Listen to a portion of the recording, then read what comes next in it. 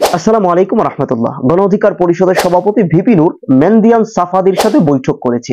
এই বিষয়ে গত 2 বছর এত পরিমাণে কথা বলেছি যে নতুন করে আর কথা বলার বিন্দু পরিমাণ ইচ্ছা আমার নেই। কিন্তু নতুন করে আবার পিনাকির মতো ভণ্ডরা যখন জাতিকে বিভ্রান্ত করার চেষ্টা করতেছে, তখন এর জবাব দেওয়া বা জাতির সামনে সত্যতা তুলে ধরা নিজের দায়িত্ব বলে মনে করি। আজকের এই ভিডিওতে আমি স্ট্রেট ফরওয়ার্ড কিছু কথা বলবো এবং আমার বাকি জীবনে এই বিষয়ে আর কোনো কথা বলবো না বলে প্রতিজ্ঞা করতেছি। এটাই শেষ। আপনারা আমার একান্ত কিছু কাছের ভাই ব্রাদাররা এই বিষয়ে আবার নতুন করে যখন জানতে চেয়েছেন, আপনাদের জন্যই আজকের এই ভিডিও মেক করা। মেন্দিয়ান সাফাদি ভিপি নূরের সাথে বৈঠক করেছে। এই বিষয়ে গত বছর মেন্দিয়ান সাফাদি নিজেই মিডিয়ার সামনে বলেছিল। আসেন আমরা একটু সেই ভিডিওটা দেখে আসি। Ideology. He want to open the doors between Israel and Bangladesh.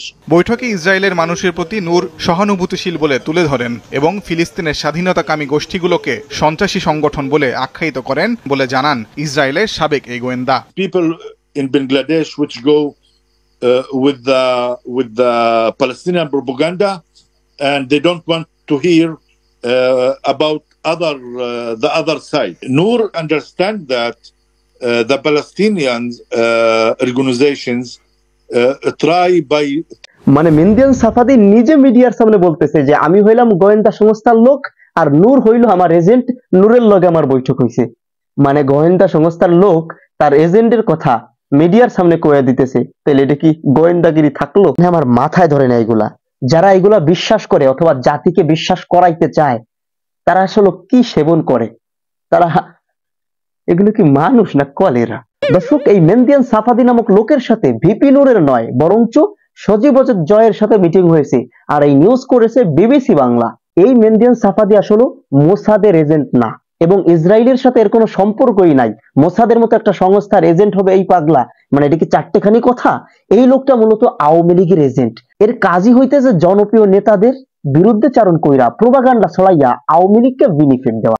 এইবার কথা হইল, পিনাকির মতো মানুষ যখন এমন এক স্বীকৃত আওয়ামী লীগের এজেন্টের রেফারেন্স দিয়ে ভিপি নূরদের মতো মানুষদের ইমেজ নষ্ট করার জন্য অনলাইনে উঠে পড়ে লেগেছে, এবার পিনাকির নীতি নৈতিকতা আদর্শ নিয়ে প্রশ্ন তোলাটা কি স্বাভাবিক না? কারণ পিনাকি তো নিজেই ফ্যাসিবাদ বিরোধী হিসাবে দাবি করে।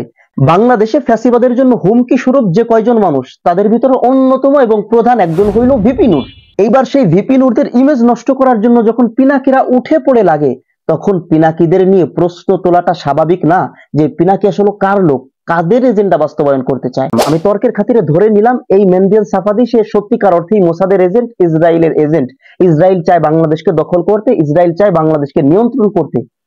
তাইলে কি ভিপি নূরের সাথে ইসরায়েল মিটিং করবে? মানে ভিপি নূর কে? ভিপি নূর অনেক বড় নেতা। ভিপি নূরের দল অল্প সময়ের ভিতরে দেশের তরুণদের ভিতরে ছড়াই গেছে, এদেশের তরুণ প্রজন্ম অ্যাকসেপ্ট করছে, বা ভিপি নূরদেরকে আগামীর বাংলাদেশ বলা হয়, আগামীর বাংলাদেশের নেতৃত্ব দিবে এই জাতীয় কথা বলা হয়, বা সেই সম্ভাবনা আছে, এটা আমিও স্বীকার করি। কিন্তু ভিপি নূর কি এই মুহূর্তে বাংলাদেশের রাষ্ট্র ক্ষমতায় যাওয়ার মতো দল ভিপি নূরের হয়েছে? ইসরায়েল যদি বাংলাদেশকে নিয়ন্ত্রণ করতেই চায়, আর যদি বাংলাদেশের দায়িত্বশীলদের সাথে মিটিং ইসরায়েলকে করতেই হয়, তাইলে ইসরায়েল মিটিং করবে আওয়ামী লীগের সাথে, কারণ আওয়ামী লীগ ক্ষমতায় আছে। অথবা যারা বিরোধী দল, যারা অল্প সময়ের ভিতরে ক্ষমতায় যেতে পারে, সেই ক্ষেত্রে বিএনপি হতে পারে প্রধান চয়েস। ইসরায়েলকে যদি মিটিং করতেই হয় তাহলে বিএনপির সাথে মিটিং করবে, ভিপি নূরের সাথে না। কারণ ভিপি নূরের দল এই মুহূর্তেই ক্ষমতায় যাওয়ার জন্য উপযুক্ত না। এই মুহূর্তে যদি ক্ষমতায় যেতে হয় সেটা হলো বিএনপি, বিএনপির মতো বড় দল। দেখেন ভাই, একটা কথা যখন আপনি বারবার বলবেন তখন ওই কথাটা মানুষ বিশ্বাস করতে শুরু করবে। মানে মানুষ এইটা চিন্তা করবে যে এই কথাটা বারবার বলতেছে, তার মানে এমনটা হইলেও হইতে পারে। 2 বছর আগের একটা পুরনো ইস্যু, যেটাকে দেশের মানুষ মিথ্যা প্রোপাগান্ডা হিসাবেই চিনেছে, সেই মিথ্যা প্রোপাগান্ডাটাকে পিনাকিরা যখন 2 বছর পরে আবার বারবার দেশের মানুষের সামনে বলতেছে, তার মানে কি বোঝা যায়? একটা মিথ্যাকে পিনাকি বৈধতা দেওয়ার ষড়যন্ত্রে লিপ্ত হয়েছে।